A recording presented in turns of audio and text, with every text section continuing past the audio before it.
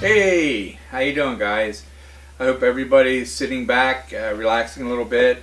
This is our second installment episode of the Seymour Duncan Custom Shop little forum, and I hope you guys are doing good out there. MJ's sitting next to me here. Hi, everybody. And if you're wondering what this is actually a neck given to me by Gibson and Les Paul. It's one of his low impedance recording necks, and it had gotten cracked in the back here.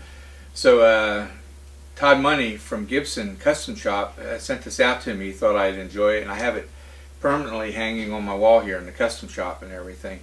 But it's kind of a neat thing. But we're going to talk today about some of the stuff we're doing, what we're doing in the custom shop right now. MJ and I, we've been this past week building very many 1959 sets of the Joe Bonamassa custom pickups that we're doing for him, and I'm so proud of that. You know, it's so cool working with Joe, and he's such a great player, and he has such a good heart, and he really comes from the traditional blues. He always liked the Cream and Clapton and Jeff Beck, and one of his favorite players was Paul Kossoff from the band Free that played, and he actually, on his new CD, he's got Beth Hart and Paul Rogers actually singing on it. Paul Rogers is the lead singer from Free, who was actually working with Queen for a while. So we're excited to hear when Joe comes up to the shop here. We both were signing, you know, we first signed about 1,500 pickups to start off. And for me, that's really kind of a neat thing to do. And then tell us how you're doing with the rest of them. And well, usually we're in the process right now. I mean, some of the pickups are already assembled. Covers are being aged.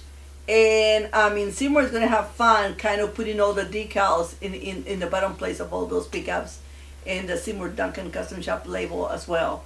So that will be Seymour's, final step before we start packing them and shipping them. So we still are a few days off, but you know, we're on track and we're trying to do shipping of those by the end of March.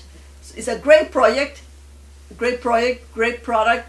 We're very proud of that product, and in Seymour, along with Joe and I, we have put in a lot of love and making the best out of that product. So it's something that you guys are really going to enjoy. And like we said, it's only 1,959 of those available, and sets. Sets, yes, yeah. Exactly. And it's something that you should feel proud of owning one of those products. Yeah, it's really cool because Joe too. He's such a great player. I mean, he's got the tone finesse. He's just really into it. And we had a chance to play at the last NAMM show in Anaheim. And for me, it was so neat. And I had backing tracks, and he says, let's just play it without the backing track. So we just played a couple of little blues things, and it was really cool. And Joe, he always comes up with some pretty fantastic licks and everything. And there's so many different styles of guitar players out there, and it's like food. Some people like sushi. I don't really care for sushi that much, but the other guy does. And I never put down other players or the sounds that they're getting, because everybody has their own soul of how they play, their own technique and everything, and we're so blessed with being able to have that talent, with so many different people. You'll see young kids coming up, 12, 13, 14 years old, that are just really playing fantastic, and you really need to support that. We need to support each other in the music industry, and we need to get a lot of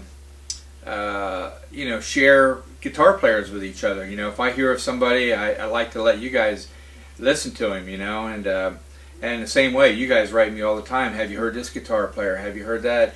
We get CDs probably every day, from different bands and guitar players and stuff, and we're very proud of that, and the custom shop, we try to get some very unique tones for people too, and over the years we've made some pretty wild style pickups, and we have just walls of stuff, walls of fabrications and prototypes and everything. And I had one question, to take one question real quick. A guy was, when you make a pickup, how do you make it, like if you're doing a prototype or something? And a lot of times what I'll do is we have all, and next week I hope to show you some of our tooling, the actual stamping and tooling that we actually have, so you guys can see how we make our own tooling and stamp stuff out. And a lot of the prototypes that I do, I will hand fabricate. And what I actually do is I'll make a template, and then I'll mount the template to a board, a routing fixture, and then I can actually route out the pickup. So I had to make this type of, it's like a lap steel type of pickup, and for an old Gibson guitar that I was redoing. And so the old one, which I have here, you can see part of it. I mean, it's very hard to see, but it's all corroded, it's all like cracked away, broken away and everything. So I'll find some new kind of tortoiseshell or some kind of celluloid and remake it. But to have to refabricate this, what I did was I made a tooling, which was a board like this. And you can see the board, it actually has the shape of the top of this type of pickup.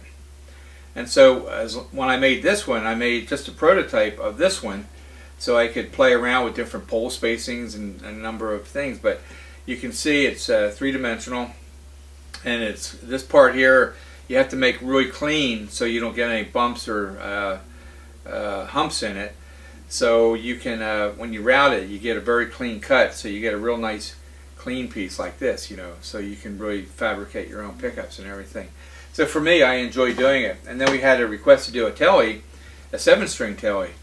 So instead of going out, you know, not knowing how many you're going to make at the time, I would make the same type of template and then make it wide enough for a guy that wants to play a 7-string telly. And, you know, sometimes I'll engrave a little plaque to put on the tooling and everything. But this is the stuff I enjoy doing. I enjoy fabricating. I enjoy making a lot of things.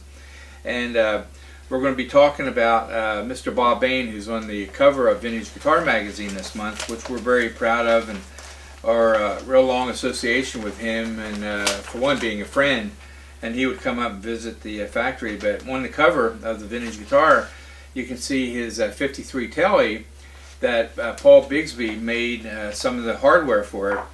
And then Tiny Timbrel, back in 1955, actually put almost a Birdland narrow-spaced humbucker in the neck position. And that guitar was the one that, most famous song probably was Peter Gunn, which Dwayne Eddy recorded. I mean, so many people had recorded it over and over and over again. And it was originally done, I think, by Henry Mancini. But Bob Bain, he has another guitar, which is in one of the photos, and he's always saying how noisy it is, because back in the 30s and 40s and 50s, amplifiers were pretty small. You know, they weren't too big. They were maybe 10, 15, maybe maximum 20 watts or something. And then as the transformers got larger in the amplifier, it would cause more hum or RF frequency to go into the single coil pickup, which was your traditional single coil Charlie Christian like this. And these are the ones that we fabricate too. We cut out each part and we glue it. It's like making model airplanes for me. I mean, I really enjoy it. So Bob came up and he said, hey, you know, we need to get can you make a humbucker, Charlie Christian? I said, sure, Bob. I said, I can do it. It took me a while to do it, but we got all the parts made and fabricated it. And then we got it finished a few days ago. But it's such a beautiful pickup too. If you look at it, here, I'll hold this up. And then you can see here, and it's got the two chrome blades and everything, and it's this is actually two coils in there, so it's actually humbucking pickup. Mm-hmm. So it should give him the quietness and everything that he needs, and it's a little bit higher impedance, so he'll get a better response out of it and stuff. So, but these are all hand fabricated. You know, we cut out all our own parts. We stamp out our own height adjustment bars and everything, and I cut all these off with my own machine shop and everything. So for me, it's really fun to do it. Then we also have, a lot of times, we had Billy Gibbons, I think MJ was talking last week about it, where he would come to us and he wants to put 3 of them. So he wanted 3 of these, and MJ says, Billy, these won't fit in your guitar. They're just too big, you know. So I said, oh, I can fix that, you know. So what I did is I made like almost like a P90 style Troy Christian. So this will fit in like a neck position of a telly, like Danny Gatton had done years ago, or Billy could actually put 3 of them in his guitar, and you can mount them from the back, or we can even make a bracket where you can height adjust it through a pickguard or something, which is really kind of neat. It's really fun. So. Like, what do you want to say, like we were talking last week, on the last period. We're talking about them wanting, Charlie Christian, but they want noise canceling. That happens a lot with quite a few of our pickups. We have 2 good reasons right now. We've been doing the single coil P bass, the 1951 P basses, in single coil. We get people like Sting, like Dusty Hills and everything. From ZZ Top. From ZZ Top. And try it out and, and make it noiseless, free for them. Lately, I've been doing the stack single coil P bass, which is kind of a hot P bass, almost about 28K. But lately, Dusty has been wanting the same pickup, noiseless, but with more vintage sounding, And we had made, some for him, and thoroughly the difference. Like I was explaining last period, once is the looks. We get the looks of the pickups. And on the sounds, whatever winds we use inside, whatever minors we use, is totally different. It's up to every individual, You guys can have the same pickup, Who can imagine that under this humbucker, it looks almost like a full-size humbucker, it's a P90 inside, P90 tone. This is from Richie Sambora coming to us, and they say, you know what? I really love the humbuckers, but I like the P90 tone.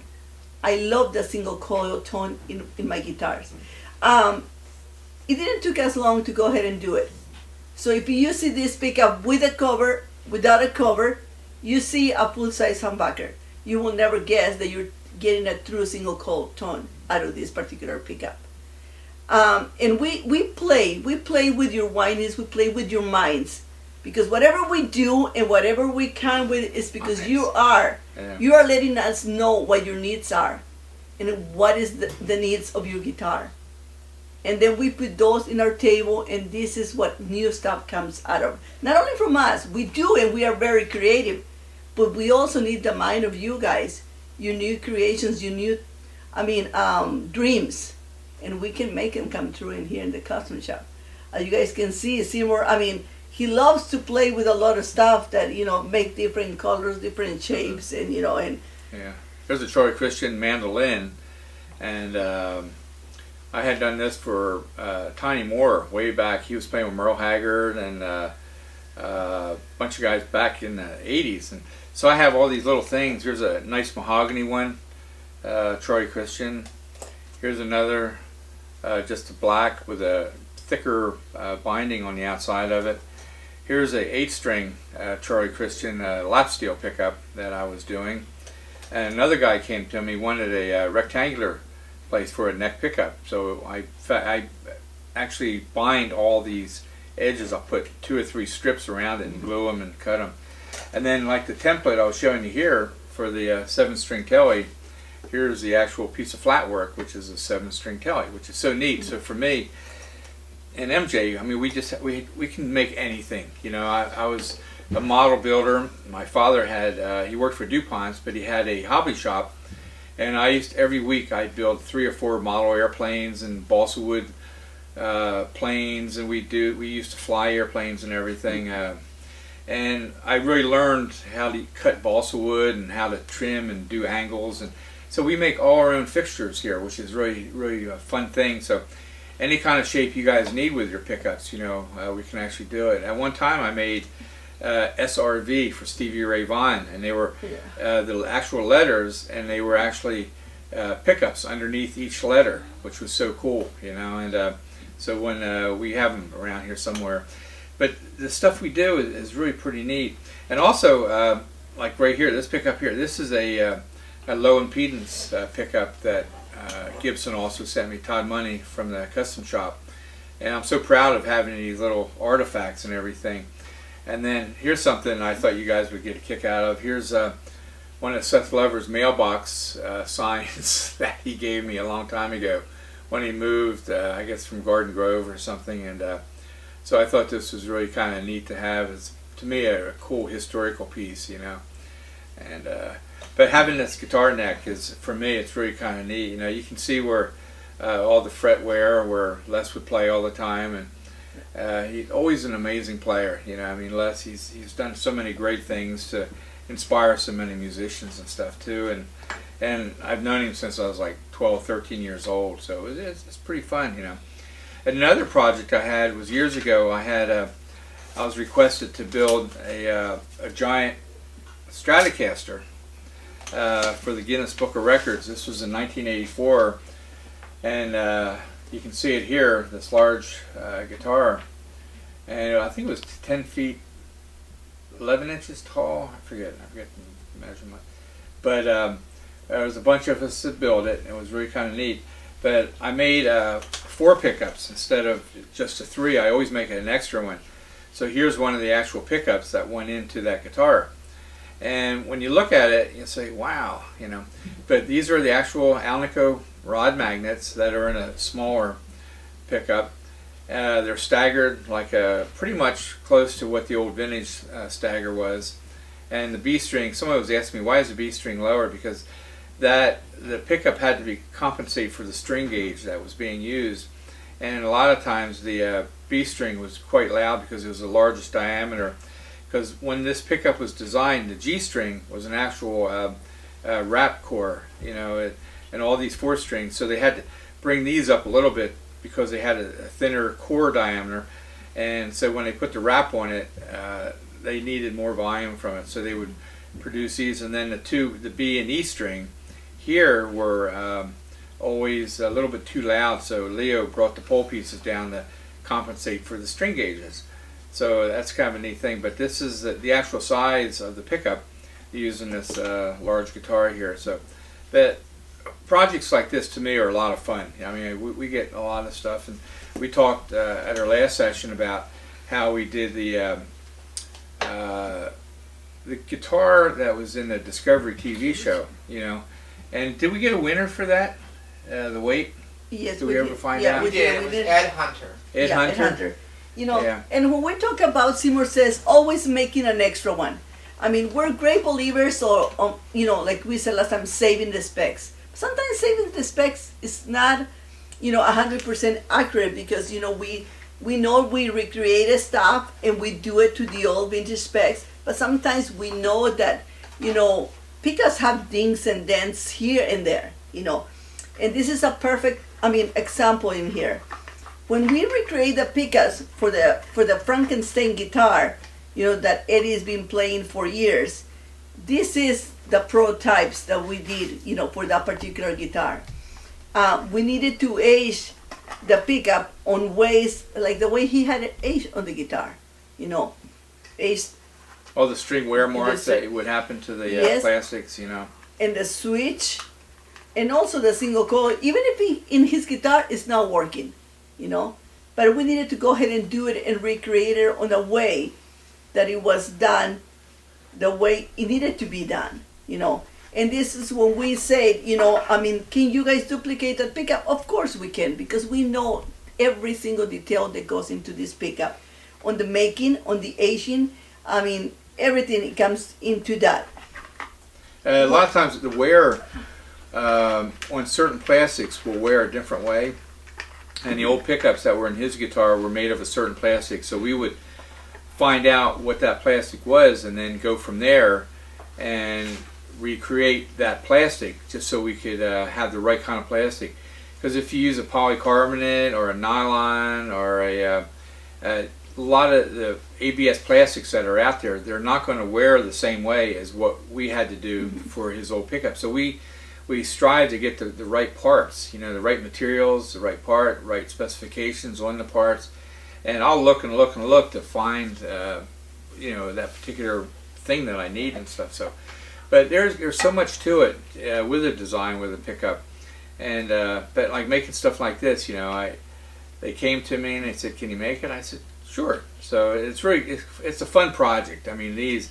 And then when we did the other Discovery show pickup for the TV show called Big, I hope they release it on DVD or something, or they have it on YouTube. I'm not really sure, but it's a fun show to watch. And we had to build the guitar in 5 days, which was pretty amazing, you know. So we had 5 guys, all like, you know, their own master of what they do: woodworking or fabricating, machining, design, doing welding, whatever we had to do. I mean, it was a real team effort, and I was really proud of it. And the guitar was designed by Matty Barato down in Los Angeles, and so we all had a really great time. It was such a nice camaraderie working to get this thing done. And you know, as you're building this guitar, you know, you find out right then and there what problem you're going to have, and you have to solve it right away. You know, you can't hem-haw or think about it. But it was a fun project, so I hope you have a chance to see it. It's called Big, and the episode was the giant guitar, I guess, you know, and the guitar weighed, oh man, it's like, oh, it was heavy, you know, very heavy, because the pickup alone was what, how many pounds? 157 pounds. 157 pounds just for the pickup alone. So the guitar is like 3,000 pounds, and we had it at Discovery, and Peter Frampton was there with us when we debuted it and everything, and he actually played it. So I hope you have a chance to see it. But Scott, you have some questions for us? Yeah, I've got a lot of questions for you. Peter Owen writes that he's been experiencing a volume drop between the 2 elements, and he's wondering if it's time to renew his potentiometers. Sometimes the volume drop could be how the pickups are height adjusted, and what I do is I press the strings down at the last fret. Like if you have strings on this guitar, I would press them down here, and then keep the bridge about between a 16th and a 3/32 away from the pole pieces. And on the neck pickup, when I press it, I try to keep the strings about an 1/8 inch, so it'd be like 125 of an inch. And so when the strings come back up, they got a pretty much nice balance in between the two. And sometimes you'll find if the neck pickup is too loud or too boomy, you could lower it a little bit to balance it better with the bridge pickup.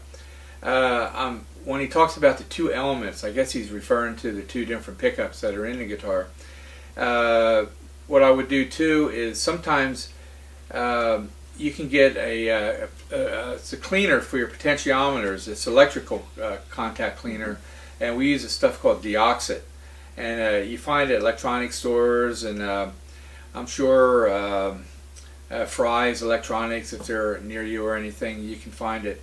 But try that first, because I don't know why it would make the volume different radically in each one. I would make sure that if somebody had to pick up previously, they didn't reverse the magnet or the wiring on it, where it would change the output of it. You know, it could be out of phase with the neck pickup or a bridge pickup when they're both used together. So you can check that, and also I would probably look into the height adjustment first, you know, to find out what's really going on there. And then normally potentiometers will last you pretty long time, unless, because normally you just have it turned on. I mean, I don't probably know any guitar player that turns his guitar. Eric Johnson may. He's always manipulating his volume and tone controls, but they last pretty good. And if they are dirty, just work them back and forth a little bit, because it'll clean some of the oxidation off naturally, you know, by just cleaning it. If you're in a hot, humid area like in Florida or something, you know, you'll get a lot of condensation that could really interfere and corrode your parts, you know, so just clean them a little bit. But I would check the pickup height and then go from there, and I would need to know more about the mismatch in volume or something, you know, and to see if there's a mechanical problem with the pickup, or how it's hooked up, or the right value potentiometers are in there to begin with. And you know, one volume set may have 500 Ks and the other may have 250. So check both of those things too, you know. Okay. Next question. Good question though. Benet, he said it would be nice to see some of the tooling you use to make pickups. Right. He also wants to know what piece of tooling gives you the most trouble, or you curse the most at. Well, like I said earlier, next week I'm going to bring some tooling in. You can see how we actually machine parts to do a point. We don't have our injection mold things here. You just see a block of metal basically. You wouldn't see all the injector pins or any of the gates or anything that are used with a injection mold. But like I was showing you earlier, like stuff like this, this is the kind of thing I'll make. And probably the hardest one was the Charlie Christian when I first made it, because of the hardest part was trying to make a fixture to route the slot, which I have over in the shelf over there. I can show you again later. But this is kind of a cool thing, and but putting a slot in it where it's even on both sides and the part doesn't move on you and everything. And sometimes when I'm gluing this stuff too, I'll glue my fingers to it, the part, you know, and I'll pick it up and it'll still be stuck to me. But I don't really complain too much, because I'm having fun what I'm doing. And if I do have a problem with making something, I'll think about it. I'll sleep on it, or I'll just go out in my car and play some music and just listen to Chet Atkins or the Ventures or somebody, and then think about the problem, and then come back and do a solution. And we're always doing that stuff here when we're trying to make things. And when we're doing the Charlie Christian pickup, and MJ says, you know, how are we going to mount this, the humbucker, onto the plate, you know, the traditional single coil style plate. And I looked at it and I said, okay, we're going to put a plate here to connect both sides, and then we're going to keep it centered, and then put the mounting screws in the middle of it. So in the back, when you see it,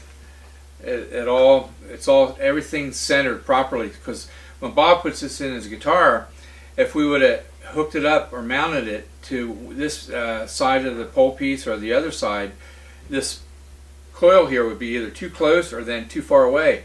And his holes are already cut out in his guitar, so they have to go into the same position as where it is now. So we got this centered, and this thing, to me, it's a beautiful looking pickup. It's a, you know, I hate to almost sell it or give it away, 'cause sometimes I'll make things and this is beautiful, and I'll just hide it in my drawer in the room there, you know, so I don't have to get rid of it. And then I'll make another one, you know, just so we always make two.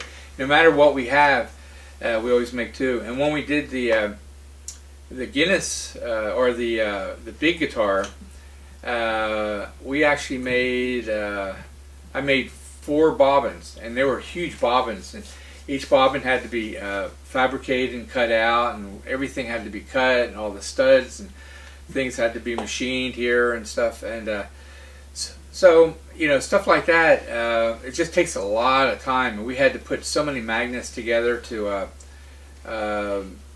make the right size magnet for the actual pickup, because it was like 10 times larger than a normal magnet. So if you have a bar magnet that's a 1/2 inch by 2.5 inches, we had to make it 10 times, so it was like 2.5 feet long by 1/2 foot wide. So I mean, it was pretty amazing what we had to do. But it was a fun project. Took a lot of time. We were very tired. MJ and the crew here helping, you know, but we did it. We got the thing made for the TV show, and it worked. So it worked the first time when they plugged it in, and everybody was afraid of the low frequency that was coming out of it, you know, because it was the resonance of the string. When the string would be plucked, the whole building we were in would start rattling, and everybody was afraid this building was going to collapse on us. It was an old, like, airplane hangar down in Santa Margarita down in LA. So but it was fun. It was just a fun project. Another question, Scott? Yeah, Logan Ash wants to know, he has a 61 SG reissue, and he wants to know what would be a good humbucker. He plays slide. Oh, okay. I have several of those guitars. I love them. And if you listen to any of my recordings, I'm on iTunes, and if you have a chance, you can sample the songs. But a bunch of the songs on there, like the first song that I did, was a song called McGriff, and I actually used an SG on that. And what I did was I pulled the original pickups out. They just didn't have the tone I was looking for. They're good pickups and everything, but I stuck a set of antiquities in it that MJ put together for me. I gave her the specs. She wound them. I stuck them in, and you can hear the tone of that guitar, you know. And it was actually a white SG that belongs to my son Cody. And but if you have a chance to listen to that, I mean, And I've done slide on a bunch of the songs in there, and you'll hear some samples that I've done and everything. And but I would probably go with the Antiquity. That's what we just did for Derek Trucks. Who was it? Derek Trucks. Yeah, Derek Trucks. Yeah, we made some Antiquities for him for his SG, and we did some for Warren Hayes. I mean, a lot of these guys are out there playing SGs, but the Antiquities just have a real nice tone, and it brings back the tone of the old early '60 original ones, you know, and everything. So they're made to the same spec. Another pickup question from Mike Bravos. He says, "What's the best humbucker combo for a Carbon HF2 Fat Boy? He wants to get that nice Holdsy fusion tone and jazz bassy cleans for soloing." Well, we actually made the Holdsworth model, which has two rows of adjustable pole pieces, and we make a JB version of it, and we make a 59 model version of it, and probably the 59 would be pretty good for him, because that's really what Alan used for many years. That's eventually Alan uses the 59 on the 59 bridge and neck with a double roll of screws. Yeah, double row of adjustable screws for that, and that's probably how I would go for that particular style that you're trying to get. You know, and good luck with your music too. That's pretty cool. Aragus wants to know what you think of the Filtertron pickups, and if you could create a Telecaster bridge pickup with the same tonal characteristics. Yeah, the Filtertrons were normally, I mean, they were really pretty low output. They were like 3.5, 3.6K. So, but we can make we can make the Tele with that type of impedance and everything, which we could really do, you know. So just contact MJ in a custom shop, and we can try to be as close as possible. We can to that tone. I was kind of reading the question a little before, and you know, yes, we probably won't be 100%, you know, to that particular tone, but we can be, you know, close to that, and you're gonna be happy. Yeah, we'll work it for you so you get what you want, you know, tone wise. All right, here's a question for MJ. Austy009 wants to know, what is your favorite pickup?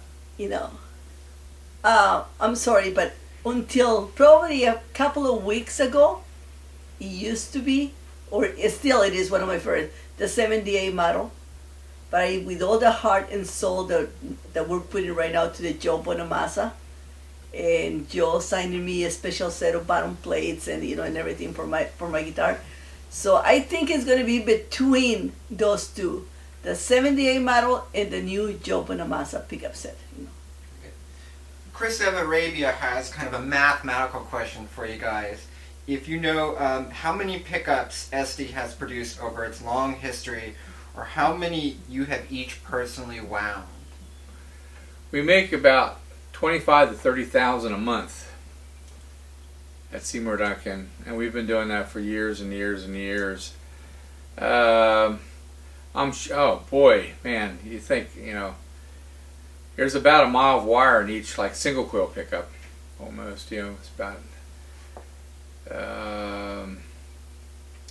yeah, boy, because, you know, a mile is 5,280 feet, and then each pickup, some of them will get, you know, 8, 9, 10, 11, 12, 13,000 feet. And the circumference of a guitar pickup is about 6 inches. So you start figuring out some math. I mean, but I'm sure we've been to the moon and back many, many times. I mean, you know, it's not too hard to get there, I don't think, you know. But next week I should have some answers for you for that, because I will sit down and talk to sales department, and it'll be a big number, I'm sure, you know. I mean, I know how many. I can also do it by the number of pounds of magnet wire that we buy, you know, and you know how many feet are in a pound, so you can go from there. So I'll do some math, you know. That's a good question, though, you know. Aceman has a technical question. He says, if the leads for a pickup are too short, where do you splice them? Also, he wants to know where you can get 4 conductor plus ground pickup wire. The 4 conductor plus pickup wire, you know, I believe they can only get it here. If they want to spice the pickup, probably will be better. It will be best to go ahead and do it on the pigtails, And just for that, you just need to probably send it in to us. It will be cheaper to go ahead and send the pickup to have the four conductor wire changed instead of you trying to do it and damaging the pickup. I mean, Yeah. I will highly recommend that. Just go ahead and send the pickup to us. We'll go ahead and change the four conductor wire, and and wax pad it at the same time because we need to lift out the pickup. So we'll go ahead and re-wax it for you, retape it, and leave it looking the way it should be looking. So here's a Charlie Christian right here. Now, if this one wire would be too short, and what I do too is like you push this back, and you'll expose the bare stranded wire, which is inside. It's usually a 7-strand 22 gauge, and what you can do is slide this back and then do the same way with the extension piece you're going to use, and put them parallel to each other, and just carefully solder it so it's not too thick. And then normally what you can do is slide this back over, and it'll cover it on each end, and then I put a little piece of shrink tubing over both of them, and then you just keep it tight in the middle, and that keeps oxidation down on the wire to keep it from keep some of the elements down. It makes it look better. It keeps this from, like if this was still open and you just had it soldered, when you put it through the cavity, it could hit your switch, it could hit a potentiometer, could hit a somewhere one of the lugs on the volume control, and it could short out. So it's always best to, when you're doing it, slide it close as you can, the two pieces, and then put a small piece of shrink tubing over it, which you can normally get to at electronic stores and everything. But we've done that a lot of times here. I mean, we've helped people. They put a pickup in the bridge position, and then they say, well, it's, I think I like this in the neck. So when they go to put it in the neck position, it's like 4 or 5 inches too short. So then they have to splice it, and that's what I would do too. Even with the shielded cable, I would slide it back and then slide the insulation back, which is the braid, the metal braid, and then solder this part first. Then put a piece, bring the two wires back pretty close, put a shrink tubing over it, a very thin one, and then bring the braid back over it on each side, and then carefully solder it again, and then maybe put a piece of another shrink tubing over top of that, and it'll keep it real snug. And even if somebody looks at it, they'll figure, well, it looks like a good job, so they're not going to complain about it or anything. But there's a lot you can do, so that works pretty good. Another question? Yeah, we have two Telecaster questions here. One's from Levi Martinez. He wants to know, what pickups would you recommend for a Tele if you want to keep that classic Telecaster twang, but with slightly more bite and volume, but keeping the vintage tone overall? Okay. What we make here in the custom shop is really kind of cool. And here's my prototype Joe Bonamassa pickup, bottom plate. Years ago, I was working with Jeff Beck, and I made him a guitar that he used on Guitar Shop. And the pickup was, I called it a 53 Model T. And what it is, it's a pickup that has 2 taps in it, a Tele bridge pickup. And it has your traditional tone, twang, and then I increased the windings on it so you would have another complete tone out of it. So when I would use it with a 5-way switch in his Telecaster, the guitar, I would use a RWRP neck pickup. So when you're in the first position, you have the traditional, the full output of this pickup in the number 1 position. Number 2, you have the full output with the RWRP neck pickup.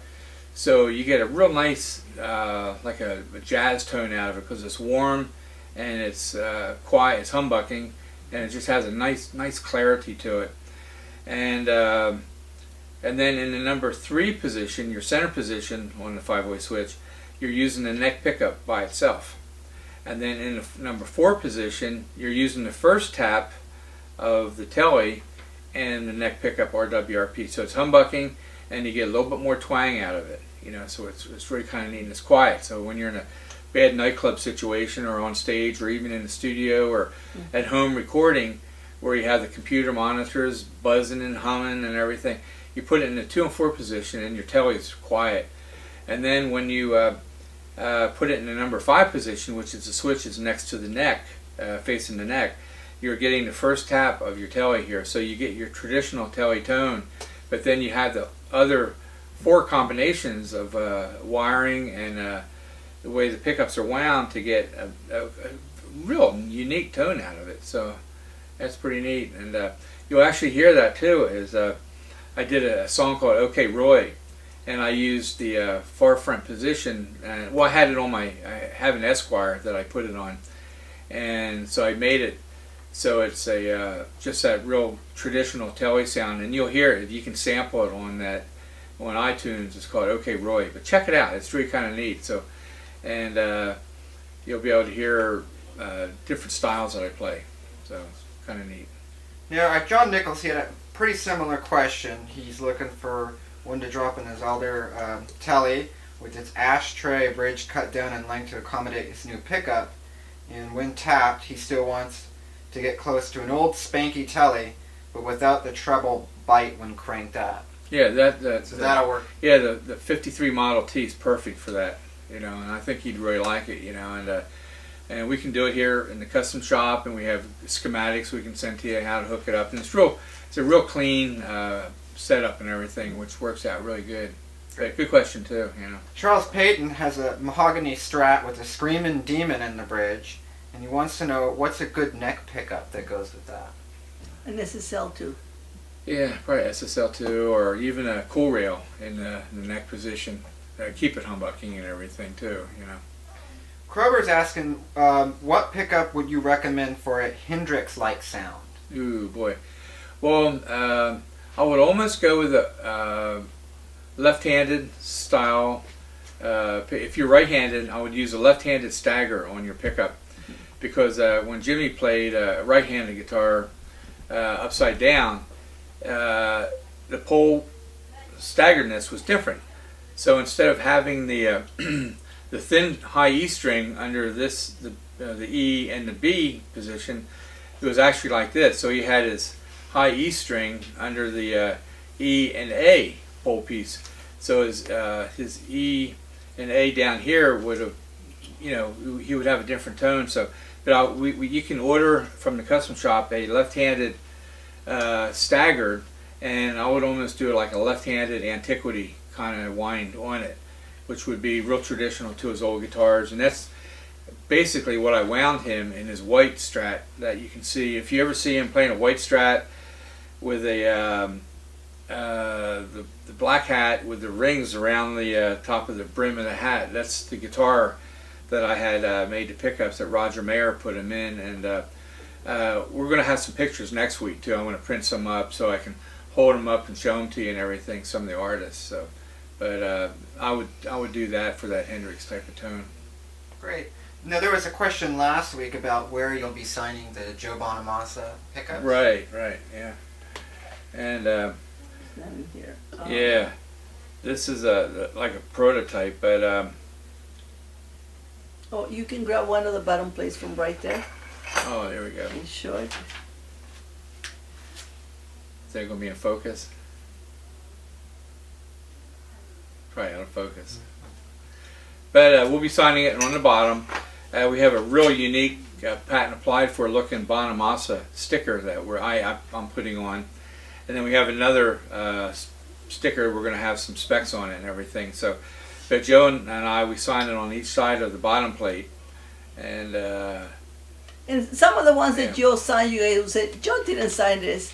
I mean, I believe Joe, when he was signing the first things, he was just signing lots of magazines, lots of other stuff, and then on top of that, over 1,200 bottom plates. So I make sure that you guys can see that even Seymour signature, after quite a few, they don't look all quite the same. But that's because they're hand being signed, Hand. by them. And then I had to sign 600 magnets, and then I had to calibrate all the magnets for the Joe pickups and stuff. So I mean, we're busy here in the custom shop, and it's something we enjoy doing, and I think we do a great job. James just gave us a question over chat. He says he has a Pearly Gates with a sticker that says MJ, and he wants to know if that means it's wound by you. Yes, sir. Yes. Yes, it is. Yeah, it would have been assembled too by MJ. Kim has a question. He says there's many different P.A.F. replicas. What is the difference between them all? Well, the ones I've seen, people are using a lot of times the wrong materials. They're not using the right magnets. They're not using the right gauss for the magnets. They're not using the right magnet wire. They're not the traverse on the bobbins aren't traditional. Some of the covers that are being used aren't the right material, and there's a lot of differences. And I get so many of them in here. Guys say, "Hey, I have this, to check it out for me." So we put it on a spectrum analyzer, and we almost do it like a X-ray of what the pickup's all about, and we can tell where the bobbins are coming from. You can tell by the magnet supplier. We do like forensics in here, which is really kind of neat, in a custom shop. But I've worked on so many, and plus being a player. I was always after that woman tone and stuff. And there's one song I do, it's called Whipped Cream on my iTunes recordings. But if you listen to near the end of it, I do an old Clapton solo. I do play homage to him, but I try to get that woman tone, and I use an SG. But you'll be able to hear some of that tone that Eric got and everything, and it's so much in how the pitch, the tension, the number of turns, the proper magnet wire gauge insulation, how the magnet is calibrated. There's a lot of variables between everybody else's patent apply. Somebody can call something whatever they want, but it's when you compare them or you put them right next to the real thing that you can really determine who's got it or who doesn't. Okay. What Seymour is saying is very true. Okay, everybody can call a humbucker a P.A.F. We, get people in here that send us the original P.A.Fs with the original stickers, with the original wire, and as we show you last week, we track all that, we record all that, and based on the recordings that we have, and based on the pickups that duplicate for artists, Joe Bonamassa, or we had done it for Billy Gibbons when Seymour was doing the Pretty Gays, we had done it, for so many, and according to the specs that we have from all the rewinds, we can tell you pretty well when a pickup is not an original P.A.F, and if we comes down to the specs what a P.A.F could be, yes, it is. And why do you guys say there's different P.A.Fs? Because Seymour had said it many times. The pickups, the machines back then, they were with timers. They were not with turns. So eventually one pickup is going to read a little different than the other one. But they're all from the P.A.F family. Doesn't matter if one was a little higher than the other one. And Seymour had said this left and right, so they're all of the same way. Also, each magnet on each pickup is going to be, degaussed in a different way. And that also is going to take a factor, where has your guitar been in the store versus where Seymour's guitar is being in the store? How has your guitar being played versus to how his guitar is being played? So, it could be the same pickup, just wound maybe by the same person back in the days, in the same machine that we use now on these days. But if you take all those things in consideration, say you try to put the puzzle together, you go, oh yeah, they're right, But there is only one true P.A.F pickup, and and that's what we try to duplicate in here. You don't see P.A.Fs with 42 poly wire like people claiming, oh, these are my P.A.Fs. No. And humbuckers were never hand wound either. If you get that story, you won't get two pickups that are wound the same because they'll have different impedance, different inductance, and different Q. If we have a spectrum analyzer. We have a Q machine. We can check all that. And we can see what's going on with everybody else's pickups. We don't talk about it a lot because everybody has their own little thing they want to do. But you guys making pickups out there, don't put other products down because it doesn't make you look good for one thing, and it's just we're all in it together. So just have fun with it. It's not rocket science. Good. Other questions, Scott? Yeah, we have one last question here from David. He wants to know if you do custom paint jobs in the custom shop. Custom paint jobs, we do custom colors. Now, we don't spray bodies or that. I mean, I do it personally. You know, I do some of my own stuff, but we do some custom things on pickups that have to be done for certain clients, you know. And we have Monty Pittman. You know, we just did these real sparkle, gold sparkle, silver or gold? We did Silver. both. Yeah, we Silver. had the gold too. But the silver sparkles were a special project that he needed too. So we did that for him here. Yeah, we can do purple, pearly gate covers, little pearly gate covers, orange, blue, in colors and bobbins or, Yeah, we can make different or color straps, bobbins. you know. But yes, that we can do. We definitely can do. But we don't spray paint almost anything because that will come right off, you know. Yeah, we use special chemicals and stuff to modify a color, you know. One of the last things that that I would like to say, here in the custom shop we do a lot of rewinds, you know, and eventually Seymour Duncan takes, part on that, you know. And first of all, some of them they might be a little late, but we have to apologize because he is real busy, kind of signing me all the labels for the antiquity, calibrating me all the magnets for the antiquities. He signs the hand tags. He takes a big part on the antiquity line, you know. Seymour is still very, very active on the antiquity line. And besides that, we're trying to recreate new products. And I tried to clone him once, but it didn't work out, you know. Yeah, It didn't work out. My daughter's been asking me that for about 18 years, you know. And she said, "Mom, did you bring me the monkey yet?" I said, "No, the monkey hasn't come out yet, you know." But yes, it is.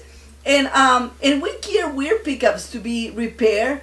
And sometimes Seymour, it takes a lot of energy from Seymour to go ahead and do it and to make it, kind of work right. And sometimes you guys might be thinking, you know what, they're just lugging it there. No, we're not just kind of lugging it. We're just trying to see there is only one Seymour Duncan. Mm. And, and sometimes I wish I had 2 or 3 Seymour Duncans so I can put one to sign, one to calibrate, and one to redo a pickup that I cannot personally do. You know, it's just unfortunately, there's only 2 of us in here trying to go ahead and make and give you the best possible, you know. And and like I said, Seymour does a great job and he puts all his heart and soul in whatever he does. And we try to be and keep him being the #1 company in the world, and give the best service that we can, Yeah, a lot of times too, I'll have things sent to me, and guys are always like going to swap meets and pawn shops, and a guy sent this to me. He says, "Seymour, what kind of pickup is this, man? Can I put it in one of my guitars?" You know, and I sort of laughed. You know, well, for one, it's not really a guitar pickup. It's used for a output transformer for a TV tube in your old television set from back in the 50s. You know, and it's kind of it looks pretty neat though. It looks like it could be some kind of guitar pickup. You know, there's been a lot of oddball ones out there made. You know, and an old friend of mine, good friend, Lynn Willwright, he helped write information about the Charlie Christian pickups in here. He's done a lot of research on them and everything, and we laugh about some of the original design of guitar pickups that were built from time to time.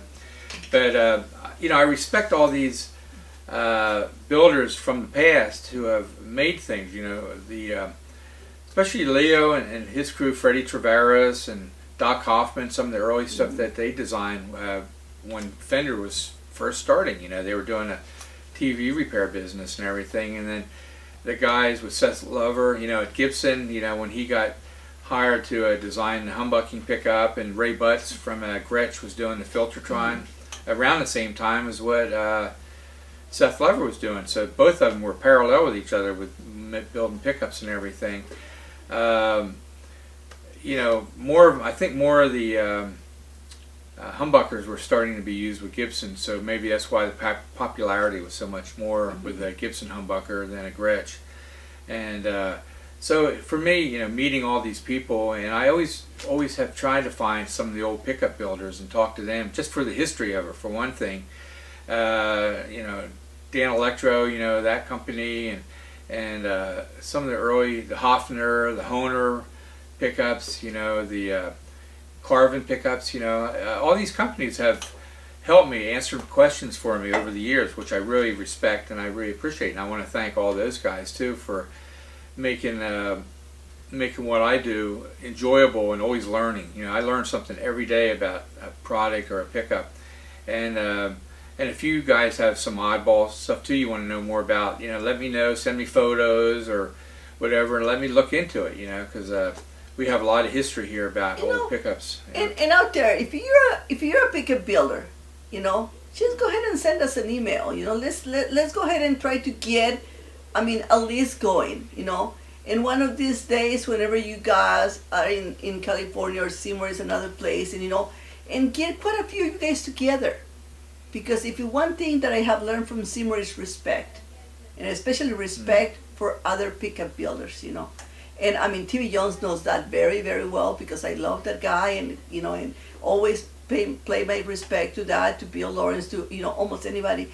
I mean, we're all in the same business, and like Seymour said, we all have different bad taste. And if we all were in there for just one Strat or one Tele, I mean, Fender will make it only one type of guitar and one type of Tele, you know. And I mean, this is why we're all in here for the love of music. And I mean, maybe one time a little convention with all the pickup builders, you know, that will teach, you know, I mean, we can learn from each other, because there is still a lot to be learned. And what a dream we'll have to have you all guys in a room, sharing histories of the artists that you work for and stuff that you have done. Not bragging about yourself, but teaching, you know, teaching and learning. And like we said, we're in here for one thing, to give you, all of you guys listeners, the best of us. The best of all those guitar builders and pickup builders. And all for the love of music. Yeah, get out there and play. We need you guys, and we need more of that guitar music coming out. We need to get more instrumental music, guitar music on the radio too. You know, I'm always pushing for that. But yeah, I hope, you know, we all, someday, all you guys were in here on doing this TV cast, podcast, and yeah, I think it would be a fun thing to do. You know, I think it would be good. It's no competition at all. Just talking about how you started making pickups and what you believe in, and it's really cool. There's a lot of good stories out there that I've heard, you know, and I did it just because of my guitar being broken one day. But anyway, I want to thank all you guys for chatting with us here and sending questions in, and keep them coming all week. You know, we're still we're compiling a list, and I'll be able to get all the information back to you. But MJ and I appreciate you guys being here, and thank you. And just remember, you dream it, we can build it. We're here to do whatever you need us to do.